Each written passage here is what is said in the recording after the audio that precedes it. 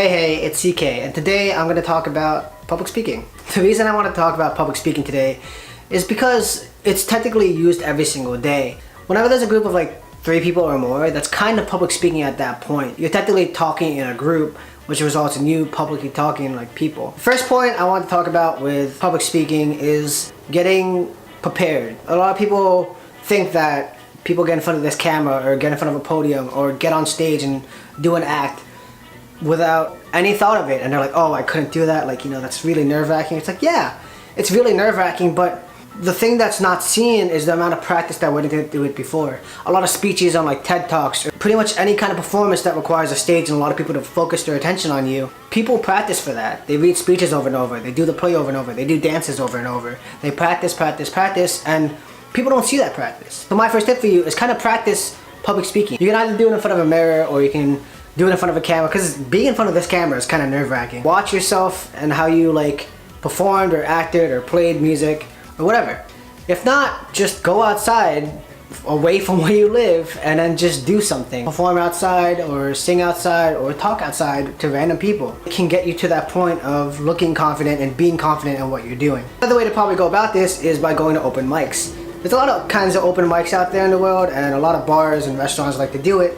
So you'd be able to put yourself out there, and open mics, mostly people wouldn't judge you. They don't try to judge you. And if people are judging you, it also helps you learn from how hecklers work. And that's a completely different story that I could talk about another time of getting rid of negativity, but we're on the subject of public speaking, so we're gonna keep doing that. So the second thing I want to talk about is negotiating. Negotiating is important because it gets your point across to the person and kind of get to agree with your side, or to agree with who you are as a person and accepting you as a person.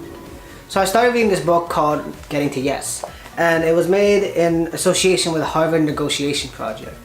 What they generally talk about in this book, as you can see, I haven't finished it, but I've gotten like, a fourth of the way in, and I'm starting to understand how it works. The reason I want to talk about negotiation in conjunction with public speaking is because public speaking is kind of a negotiation every day. You're like negotiating with people to either be on your point or people to be against a point. So in this book they talk about negotiation, and there's a soft point and a hard point of negotiating, but there's also this middle point that uses both techniques as like, being a soft negotiator, where like you're trying to benefit the person more than yourself in a way, and trying to be nice about it and keep the relationship, or the hard negotiator that's just trying to get the best deal but kind of damaging the relationship with the seller or the person. So the book talks about this middle point in between soft and hard, where it's essentially called principled negotiation, where it benefits both sides and it keeps the relationship both on a positive end by the end of the negotiation. They say there's 4 points of principled negotiation: people, interests, options, and criteria.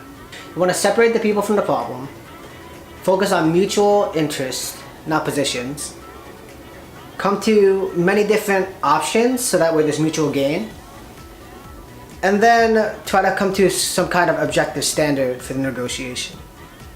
So during all this, you have an analysis, planning, and discussion stages, both in your head and with the person, to kind of like reach this amicable point of being at a positive end of both the negotiation, so that way you're both gaining something and not losing the relationship. So in public speaking, you're technically trying to get people to agree with you, or at least to agree in what you're talking about, either it's positive or negative.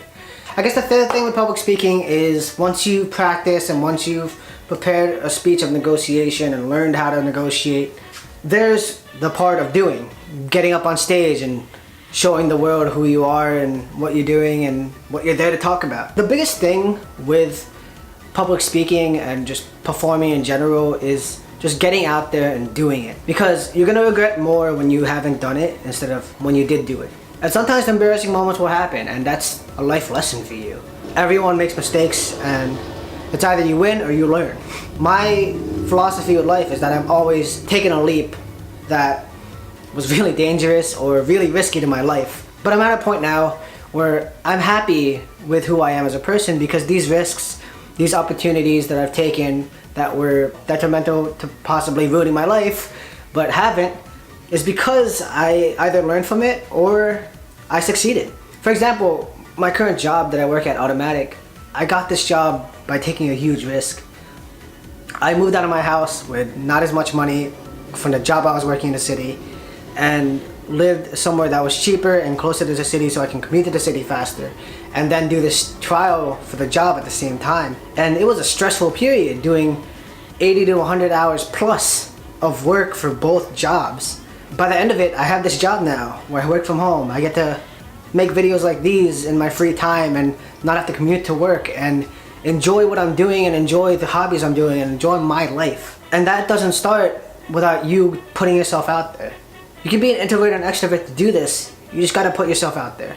And I know it's scary and I know that you wanna stay inside, because I like to stay inside a lot and I like to stay inside and not do this camera thing, but I still do it because I know I have to, and I know it's something I need to do and I want to do.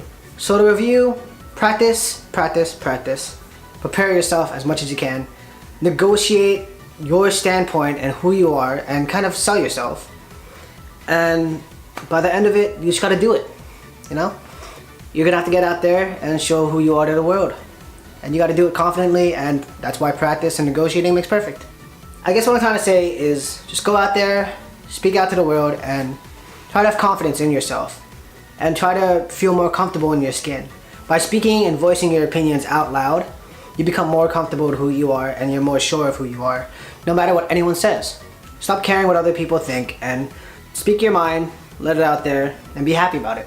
I hope you enjoyed watching. I hope you enjoyed my public speaking, and I'll see you in the next one. Bye.